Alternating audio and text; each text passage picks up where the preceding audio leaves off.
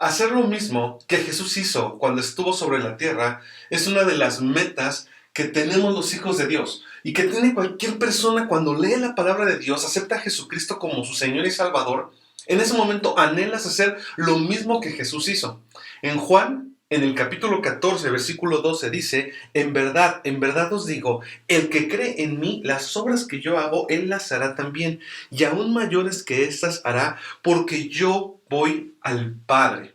¿Qué nos está ofreciendo aquí Jesucristo? Hacer lo mismo que Él hizo.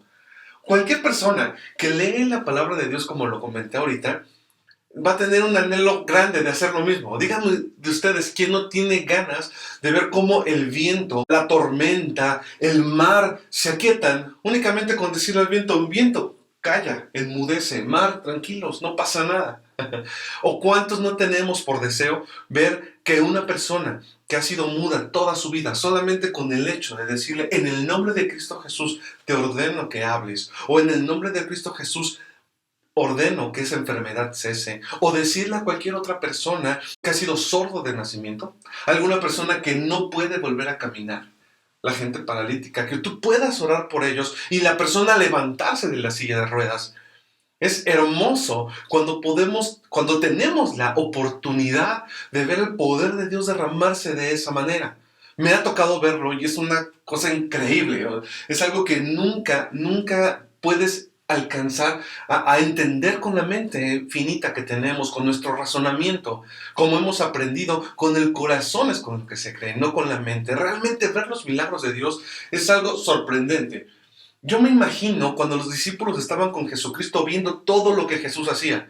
Y entonces cuando tú lees la palabra de Dios te puedes transportar a ese momento y puedes ver cómo Jesús calmaba la tempestad, puedes ver cómo Jesucristo resucitaba a Lázaro, puedes irte dando cuenta de cada uno de los milagros, cómo Jesucristo se adelantaba a los escribas, se adelantaba a los fariseos cuando ellos tenían alguna idea para molestarlo, para asediarle, para encerrarlo. Y Jesucristo, con toda esa sabiduría que recibía del Padre, que recibía del Espíritu Santo, Él podía hacerles frente. Se adelantaba y decía: yo sé lo que hay en sus corazones. Entonces, cuando tú lees la palabra de Dios, se antoja, anhelas. Más cuando lees esta cita, dices: wow, lo mismo que hizo Jesucristo yo lo quiero hacer, y aún mayores, y entonces te emocionas. Te das cuenta que al que cree todo le es posible. Solamente que hay algunos puntos que se nos olvidan. Jesucristo no únicamente resucitó muertos, no únicamente sanó enfermos. Jesucristo hizo algo un poco más allá de lo que a veces nosotros podemos entender. En la palabra de Dios dice, en Lucas capítulo 19, versículo 10, porque el Hijo del Hombre vino a buscar y a salvar lo que se había perdido.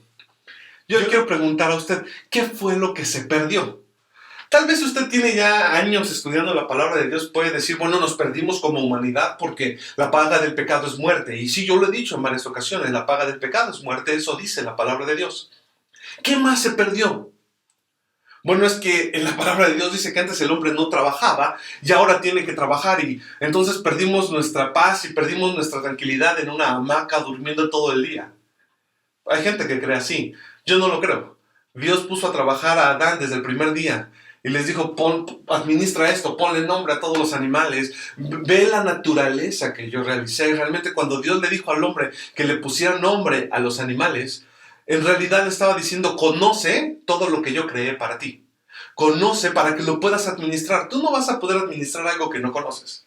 Entonces Dios le estaba diciendo a Adán: conoce mi creación, conoce lo que te he preparado con tanto cariño.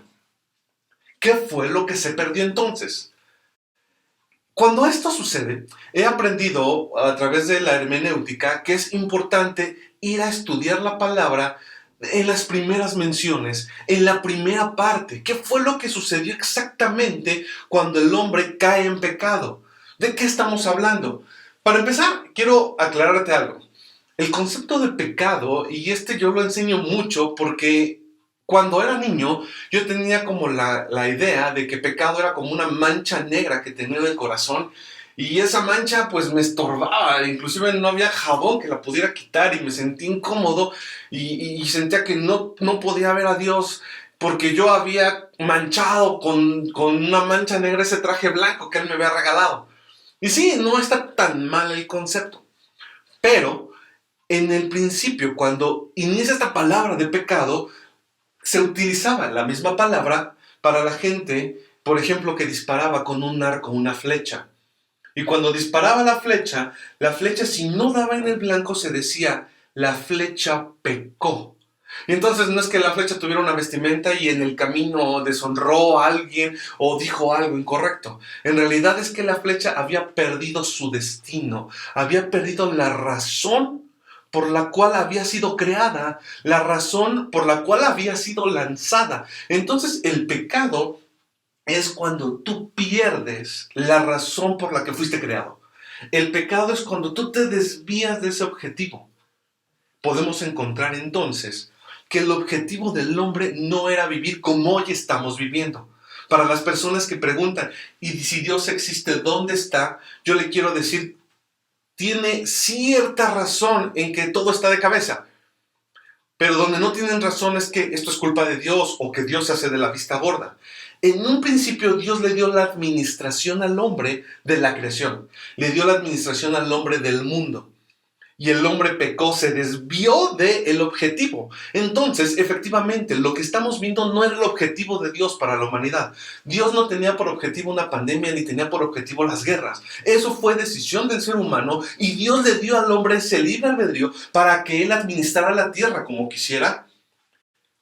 Pero el hombre cambió su destino. El hombre pecó, cambió la razón por la cual fue creado. Encontramos entonces en Génesis, en el capítulo 3, desde el versículo 7, entonces fueron abiertos los ojos de ambos y conocieron que estaban desnudos. Entonces cosieron hojas de higueras y se hicieron delantales. Cuando Adán y Eva deciden probar de ese fruto, de ese árbol, que muchos dicen que es una manzana, pero en realidad la Biblia no dice qué fruto fue, no sé si fue una pera, si fue una manzana, o fue un fruto que tal vez ni siquiera conocemos, pero nos dice la palabra de Dios que cuando ellos, inmediatamente después de que pecan, en el versículo 7, sus ojos fueron abiertos. Sus ojos fueron abiertos. ¿Qué ojos fueron abiertos? ¿Acaso ellos eran ciegos? Ellos podían verse. Tan fue así que dice que Eva vio el fruto. Ellos ciegos no eran. A partir de la caída del pecado, sus ojos fueron abiertos, pero no los ojos espirituales. Los ojos que les hacían ver las cosas diferente. Esos ojos que estaban cerrados, esos ojos que ellos no tenían para poder ver lo que ahora nos impide tanto poder ver un milagro de Dios. Es decir, ahora la gente dice, yo hasta no ver, no creer. Porque esa nueva visión que adquiere el hombre a partir de la caída es precisamente la que le estorba para poder ver a Dios. Dice que sus ojos fueron abiertos y a partir de ese momento se sintieron desnudos, se vieron a ellos mismos desnudos. Antes no estaban desnudos, o sea, cada que Dios llegaba a platicar con ellos, ¿acaso ellos no estaban exactamente igual que en ese momento, sin ropa? A partir del pecado, el hombre ya no puede volverse a ver frente a Dios como lo hacía antes, es decir, de su forma natural. A partir de ese momento, él ya necesitaba ser cubierto. El pecado, eso fue lo que ocasionó, que el hombre en su relación con Dios ya no tuviera como esa transparencia, que no hubiera nada en medio. Antes de que ellos cayeran en este pecado, no había nada entre Dios y ellos que los estorbaba. A partir de que ellos prueban de este fruto, a partir de que ellos desobedecen, a partir de ese momento, ellos necesitan ya entre Dios y ellos algo, porque ya la relación ya no es tan directa, ya no va a ser transparente. Para las personas que dicen, tanto le enojó a Dios que probaran un fruto, se me hace ilógico. Yo le quiero decir que el pecado en realidad, como muchos nos han enseñado, no fue que ellos probaran de ese fruto. El pecado aquí en realidad fue un pecado de alta traición. Muy similar al pecado que cometió Satanás contra Dios, porque Satanás contra Dios dice que él quería ser igual que Dios. Si leemos con calma Génesis un poquito antes, vamos a encontrarnos con que el hombre quiso ser igual a Dios. porque le dijo la serpiente a Eva: bien sabe Dios que el día que tú comieres de este fruto, serás igual que Él. Serás igual que Él. Entonces el hombre quiso ser igual que Dios. Aquí es un pecado de alta traición porque el hombre quiso dejar de depender de Dios para empezar a depender de Él y entonces ocupar el lugar de Dios. Y entonces en el versículo 8 encontramos que dice: y oyeron la voz de Jehová Dios que se paseaba en el huerto al aire del día. El hombre y su mujer se escondieron de la presencia de Jehová Dios entre los árboles del huerto. Algo había cambiado en su relación con Dios. Antes no se escondían. Antes no necesitaban que hubiera algún intermediario entre ellos.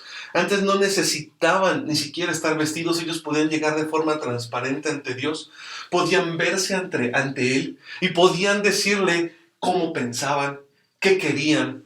Y a partir de este momento parecía que Dios los había ofendido a ellos. Es una de las visiones, una de las formas en las que el pecado nos hace ver a Dios. A partir de esta nueva naturaleza que adopta el ser humano por la caída y el pecado, es que ya no pueden volver a ver a Dios como antes. Anteriormente era tan fácil verle. Anteriormente únicamente escuchaban su voz porque ellos lo reconocían, ellos ya tenían una relación con Él. Y tal vez iban y lo veían.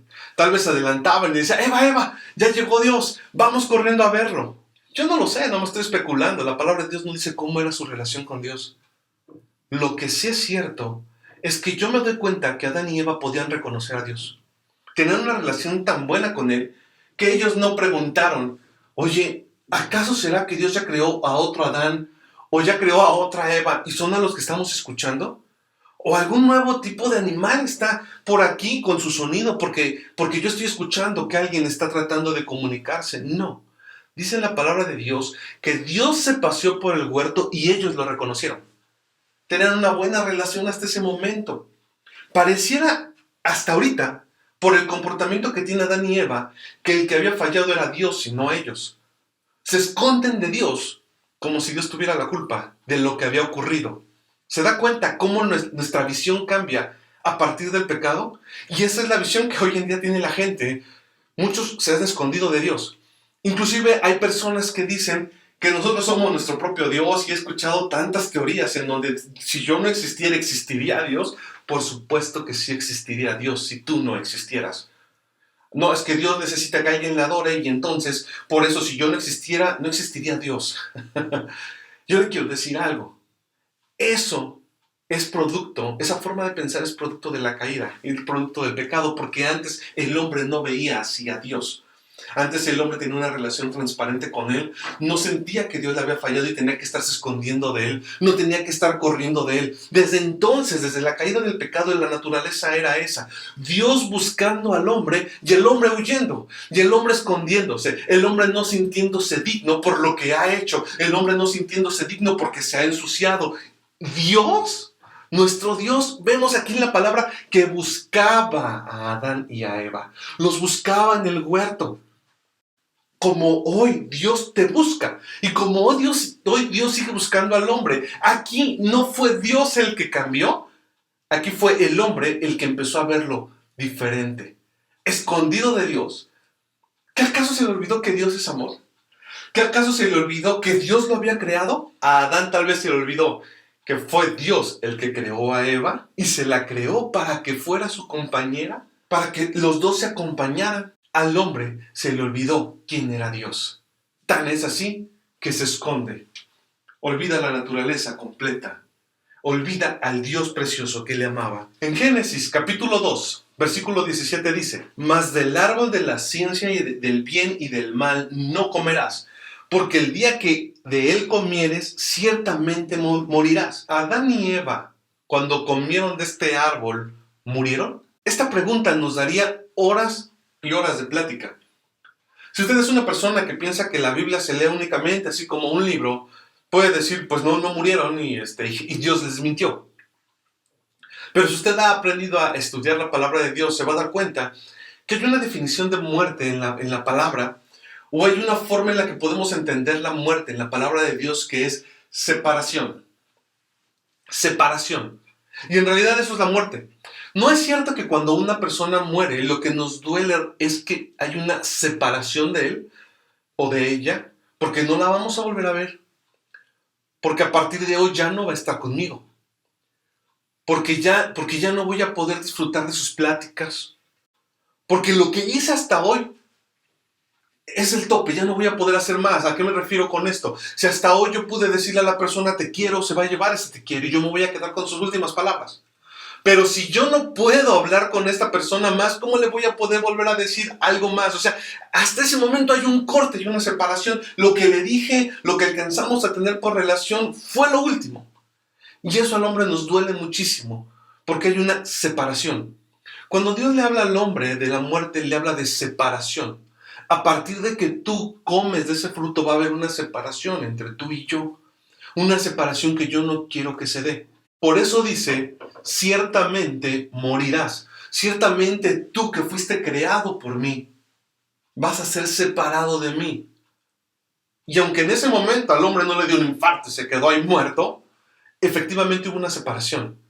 En el mismo segundo en el que sus ojos terrenales se abren, sus ojos físicos se abren de tal manera que empieza a ver todo diferente, esos mismos ojos, desde ese momento, iban a ser precisamente el impedimento para que ellos puedan ver otra vez a Dios.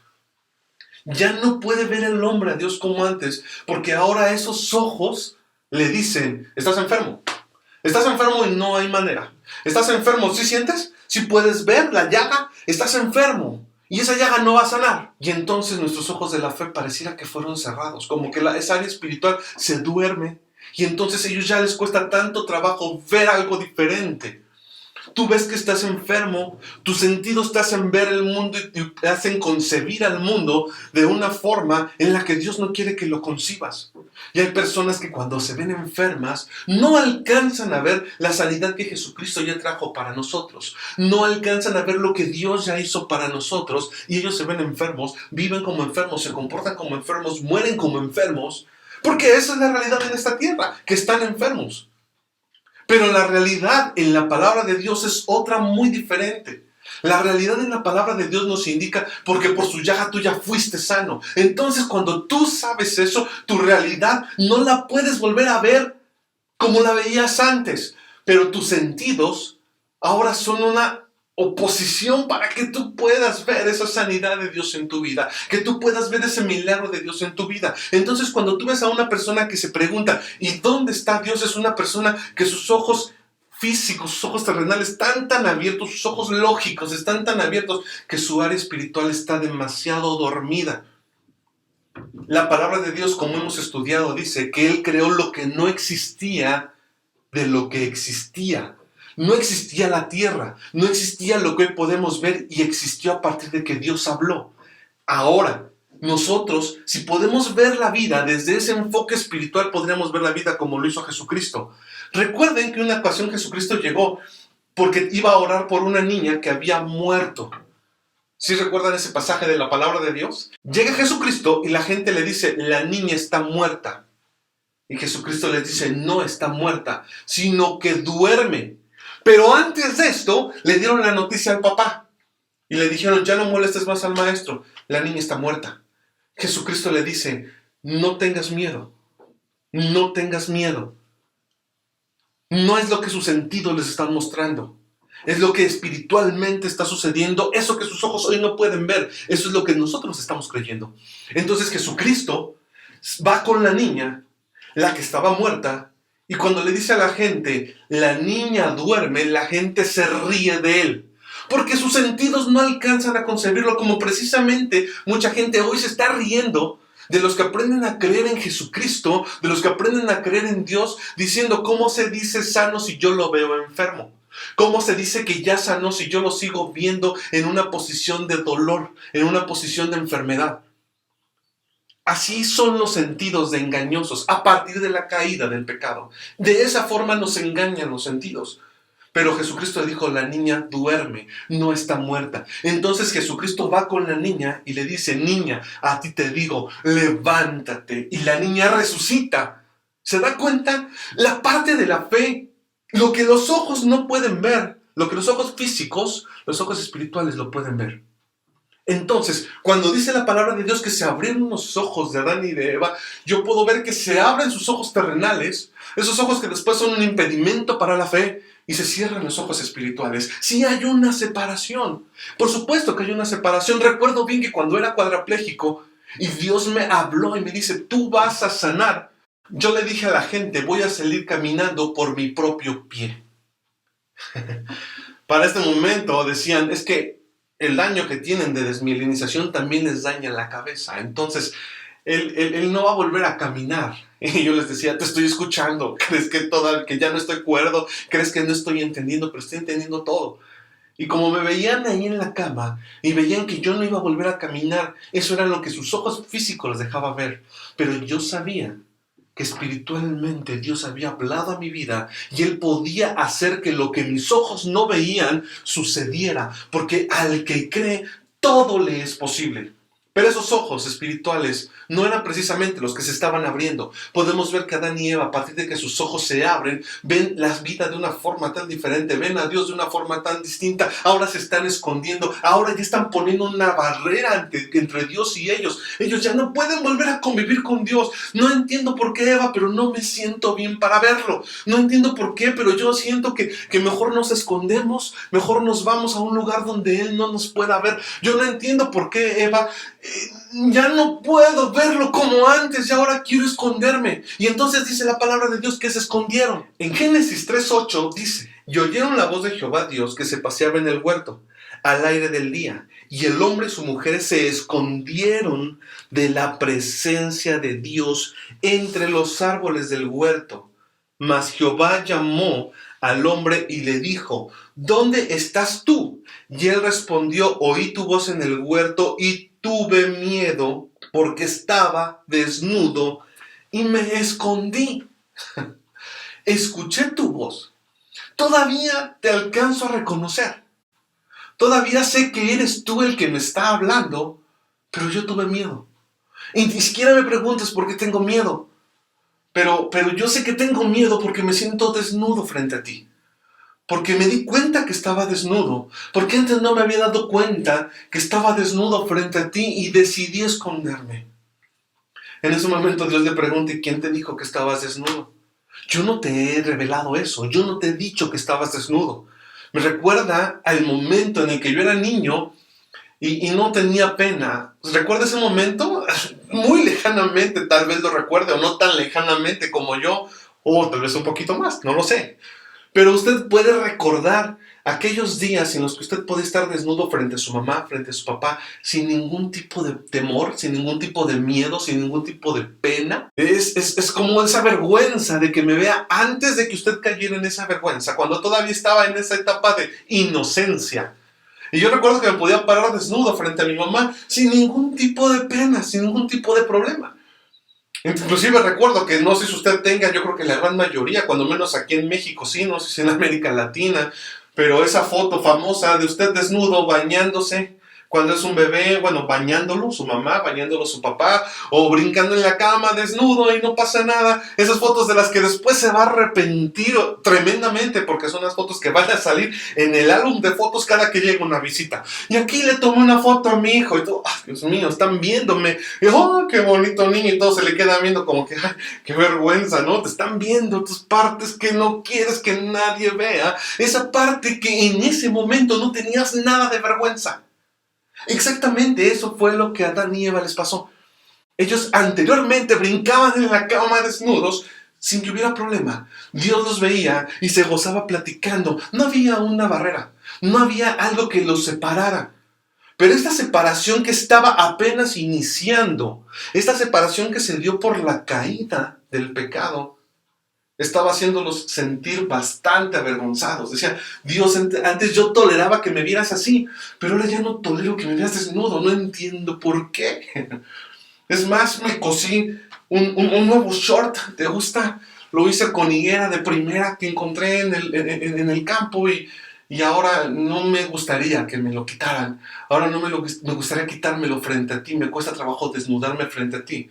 Esta relación directa, esta relación hermosa que teníamos, creo que se ha perdido. Y hay personas que llegan a sentirse así, poco dignas o avergonzadas de estar paradas frente a Dios en la condición en la que se encuentran. E inclusive cuando pedimos oración, se ha dado cuenta que hay personas que dicen no como Dios no lo pide, porque Jesucristo nos decía que tenemos que orar sin descanso, sin cesar, constantemente. Y en la palabra de Dios encontramos que podemos orar los unos por los otros, unirnos ante nuestro Padre y pedir.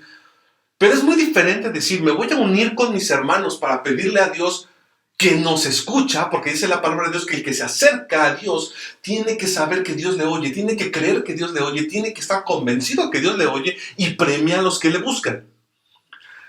Pero ahora la gente, cuando pide oración, lo hacen de una forma que me llama la atención porque dicen, pastor, ¿usted me puede ayudar a orar?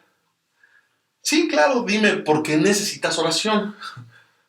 Pues es que tengo un problema con mis callos. Claro que sí, yo voy a orar por usted. Y es que a usted Dios sí lo escucha.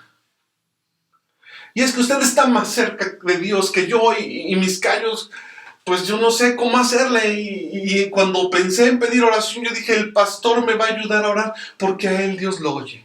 Porque él está más cerca de Dios. Porque él siempre está orando. Y casi ellos pueden ver al pastor con una aureola, lo que es un tremendo error. ¿Por qué? Porque número uno, el pastor es una persona como usted. Exactamente igual que usted. Así pasa por las mismas pruebas, pasa por los mismos problemas. Solamente que ahora usted necesita ese intermediario con Dios, necesita esa persona que esté entre usted y Dios, como ese calzón de higuera que esté entre usted y Dios. Ya no puedo yo llegar directo con Dios, me da vergüenza, mi intimidad es algo que ya no quiero que Dios vea, y cómo yo me voy a volver a parar frente a Dios en la condición en la que estoy. No, yo necesito que alguien vaya por mí, que alguien hable por mí, que alguien diga por mí, porque él seguramente sí puede estar frente a Dios, pensando que algo te puede detener a ti por esa vergüenza, por ese miedo, por esa falta de fe, por esa situación que estás atravesando en el que ya no te sientes digno de estar parado nuevamente frente a Dios.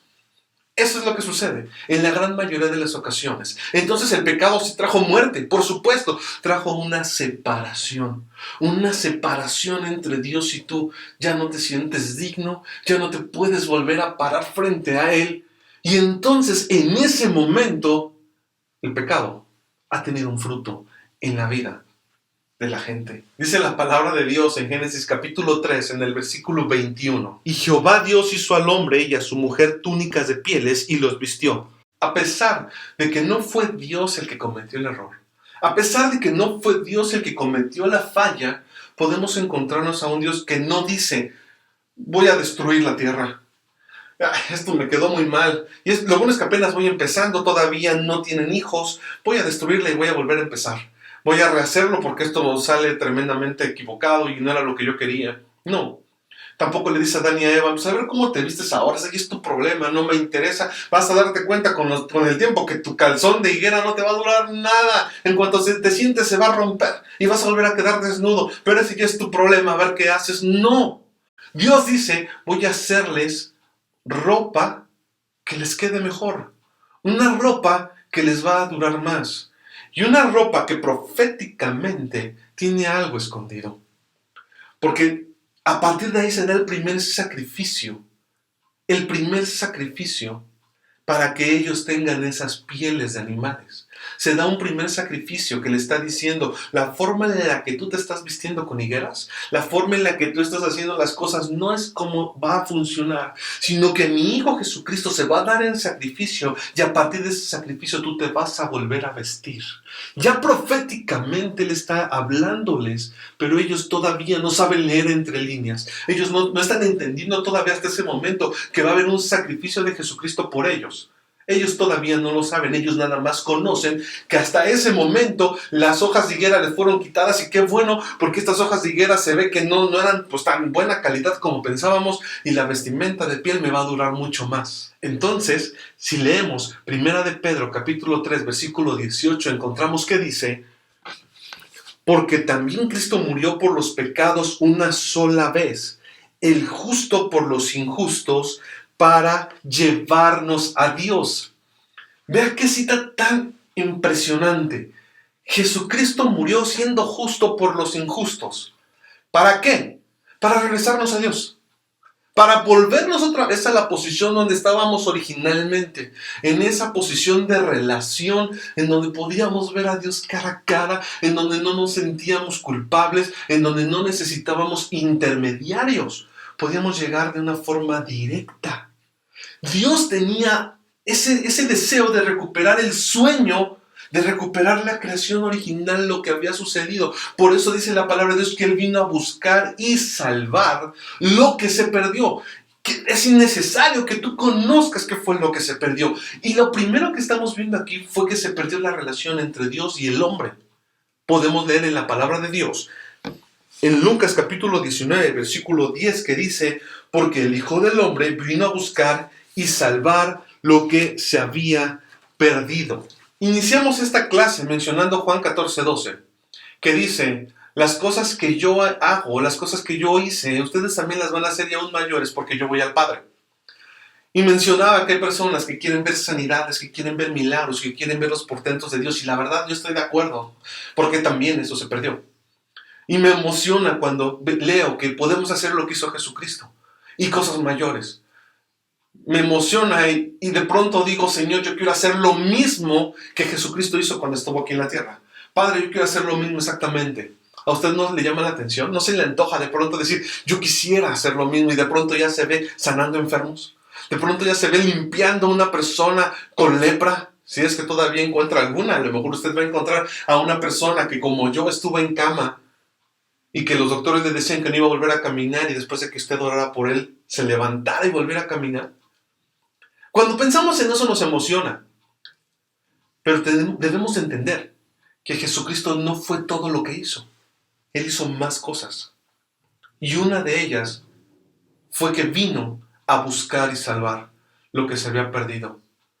Es decir, Él vino a buscar la relación entre Dios y el hombre, que se recuperara. Eso fue lo que se perdió. Primero, la relación entre Dios y el hombre. Esa relación hermosa que existía con Dios. Esa relación transparente en donde el hombre veía a Dios como debía de verlo y no como el pecado nos hizo verlo después de la caída. Encontramos en la palabra de Dios que dice: le dijo la tercera vez: Simón, hijo de Jonás, ¿me amas? Pedro se entristeció de que le dijese la tercera vez: ¿me amas? Y le respondió: Señor, tú lo sabes todo. Tú sabes que te amo. Jesús le dijo: apacienta mis ovejas. Encontramos aquí un cuadro en donde Pedro había negado 3 veces a Jesucristo antes de que Jesucristo fuera crucificado. Esto que usted está leyendo es después de que resucitó. Cuando Jesucristo estaba preso, Pedro lo negó 3 veces. Y dice la palabra de Dios que después de esto lloró amargamente. Lo interesante y lo complicado de pronto, yo no sé si usted se ha puesto un minuto en los zapatos de Pedro, es que después de que lloró amargamente, Jesucristo muere. Pedro tenía tal vez un tema de conciencia tremendo. Decía: yo tanto que quería al maestro y en los últimos minutos fui traicionero, me volteé de él, le di la espalda y no sé cuántas cosas él estuvo pensando en esa amargura, en ese llanto. Pero vemos que dice la palabra de Dios que después de eso, Jesucristo resucita y los vuelve a ver. Pedro sabía que se iba a encontrar a Jesucristo a partir de que escuchó que había resucitado. ¿Qué cara le voy a poner al maestro? ¿Qué le voy a decir? ¿Por qué le fallé? Entonces, la palabra de Dios no nos revela exactamente cuál era la actitud de Pedro. Pero yo sí me puedo imaginar un Pedro viendo hacia el piso todo el tiempo, tal vez pensando: la regué. Y llegó el maestro. Y viene con nosotros. Y dice la palabra de Dios que el maestro estaba platicando con ellos. Y entonces voltea con Pedro y le dice, Pedro, ¿me amas? Revolviéndose el estómago, tal vez diciendo, Dios mío, ya llegó el momento de hablar. Como cuando tu papá te decía, llegó el momento de que hablemos. Dios mío, volvió otra vez ese momento en el que tenemos que platicar.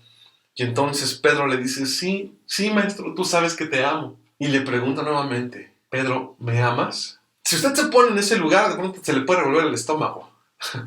Sí, sí, tú sabes que te amo. Pero en la tercera ocasión dice la palabra de Dios que le dice, Simón, hijo de Jonás, ¿me amas? Pedro se entristeció de que le dijese la tercera vez, ¿me amas? Y le respondió, Señor, tú lo sabes todo. Tú sabes que te amo. Jesús le dijo, apacienta mis ovejas. En mi corazón hay dolor. Yo fallé, pero sabes que te amo a pesar del error que cometí. Y Jesucristo no le dijo, ¿y entonces por qué me fallaste si me amas tanto? De lengua me como un plato, Pedro. O sea, dices que me amas y ves lo que me hiciste. Tal vez sí Jesucristo, y que gracias a Dios Jesucristo no es como nosotros. Dios no es como nosotros. Porque si no, encontraríamos en la Biblia muchísimos reproches. Jesucristo no le reprochó nada. Jesucristo le dijo, apacienta mis ovejas. Aunque me has fallado, aunque has cometido errores, yo te puedo decir que te amo también, Pedro. Que tengo un plan para ti. Apacienta mis ovejas. Ve y enséñale a la gente quién soy yo. Porque yo vine a buscar lo que se perdió. Yo no vine a reprochar, yo no vine a juzgarlos, yo no vine a tratarlo como ladrones a las personas, yo no vine a poner tantas reglas. Esas reglas el hombre mismo las ha impuesto. Porque encontramos en la palabra de Dios que Jesucristo vino a morir por nuestros errores, porque infringimos muchas normas, porque infringimos muchas reglas, pero Él nos ama. En la palabra de Dios dice, porque de tal manera amó Dios al mundo, tanto amó Dios al mundo. O sea, Él está hablando de un amor hacia el mundo, mientras el mundo está hablando de reglas, mientras el mundo está hablando de qué no puedo hacer, y reducen el conocimiento de Dios a reglas, en vez de darse cuenta que Jesucristo vino a abrir nuevamente ese camino, para que nosotros tuviéramos una restauración con Dios, es decir, una reconciliación con Dios. No piense que ya se me olvidó el tema que estamos estudiando. Usted me puede decir, pues es que estamos estudiando la armadura y vamos muy bien, y de pronto parecía que te brincaste el tema. No es así. En Efesios 6, capítulo 13, dice, por tanto, tomad la armadura de Dios para que podáis resistir en el día malo, y habiendo acabado todo, estar firmes. Estad pues firmes, ceñidos vuestros lomos con la verdad, y vestíos con la coraza de justicia, y calzados los pies con el apresto del evangelio de la paz. Y calzad los pies con el apresto del evangelio de la paz. Esta parte que encontramos en la palabra de Dios de la armadura, el calzado del evangelio de la paz, vemos que no es una parte de la armadura que sirve para atacar o defender. No es como la espada y como el escudo, que uno ataca y otro defiende, no. Esta parte de la armadura ayuda al soldado a moverse. Es su móvil, es hacia donde se va a dirigir. Nos está diciendo en la palabra de Dios que tu propósito, que tu móvil, que tu razón de moverte sea el evangelio. El que tú enseñes el evangelio de la paz a la gente. El que tú vayas a otras personas. El que tú camines hacia otras personas. Vayas hasta donde tengas que ir para decirle a la gente, Jesucristo vino a buscar y salvar. Jesucristo vino a restaurar. Jesucristo vino a recuperar la relación que tenía contigo. Eso es parte de la armadura. Esta parte de la armadura, aparte de que no es para atacar, aparte de que no es para defendernos, nos ayuda para saber en qué dirección vamos a ir. Nos está dando una dirección. Nos está diciendo, todo lo que tú hagas tiene que tener un móvil. Y ese móvil es que la gente conozca de Cristo. Porque así como tú quieres hacer cosas mayores, también es necesario que hagas lo mismo que hizo Jesucristo. Vea cómo Jesucristo, cuando llegaba una persona y le decía, por favor ora, por favor sana, por favor ve, Jesucristo iniciaba su caminar hacia ese lugar en donde estaba siendo necesitado. Jesucristo vino a enseñarnos amor, no nos vino a enseñar reproche, ni nos vino a enseñar cansancio y flojera. Él nos enseña en la palabra de Dios que nuestro móvil tiene que ser buscar y salvar lo que se ha perdido. Llevar el evangelio de la paz, y nos aclara bien aquí que dice de la paz. ¿Cómo en la guerra vamos a hablar de paz? Porque si estoy usando una armadura, es para la guerra, es para defenderme. Y te está diciendo, cuando uses la palabra para defenderte de los dardos del enemigo, no de la gente, no te está diciendo te vas a defender de Juan que te está atacando y eres el pastor que no sabe lo que dice. No, te está diciendo tu lucha no es contra carne y sangre. Recuerda que ese es el contexto de esta cita. Tu lucha no es contra personas, tu lucha no es contra esa persona fea que te está viendo y que te está diciendo de cosas. Tu lucha es contra principados, huestes espirituales que están en los aires.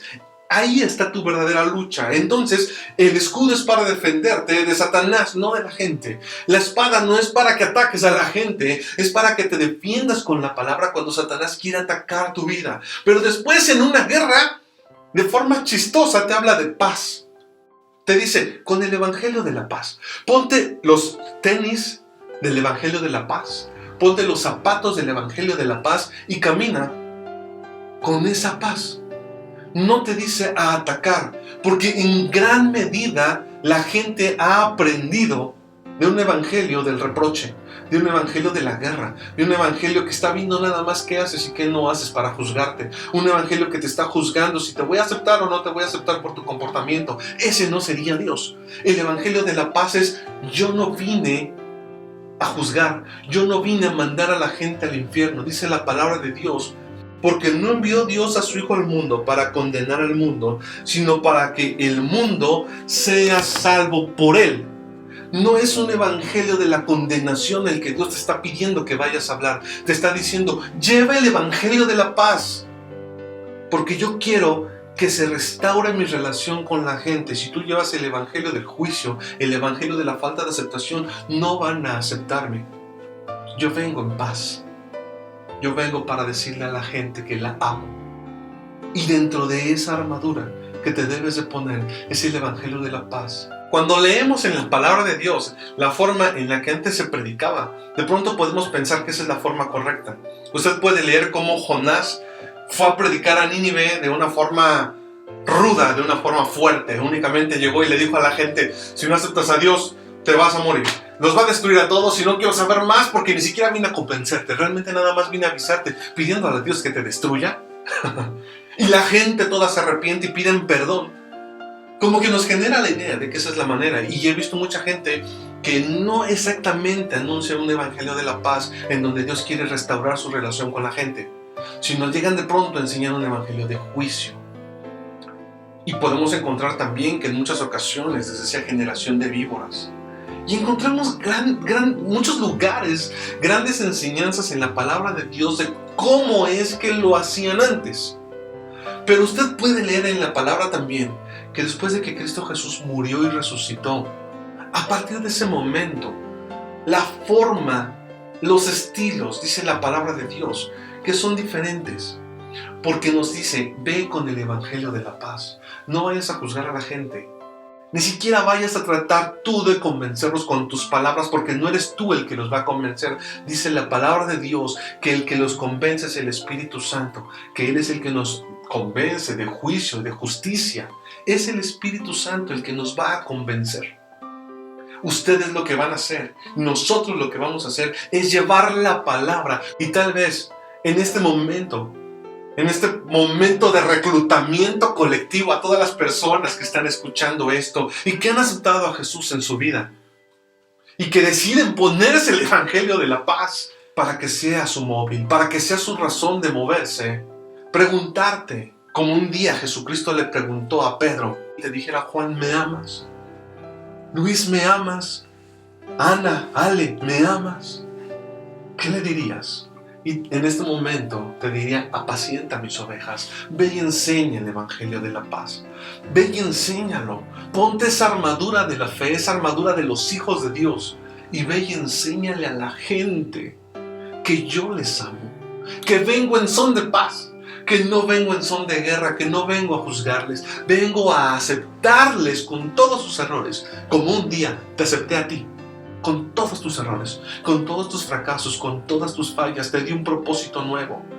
Y entonces también diles que el que esté en Cristo es nueva criatura. Las cosas viejas pasaron.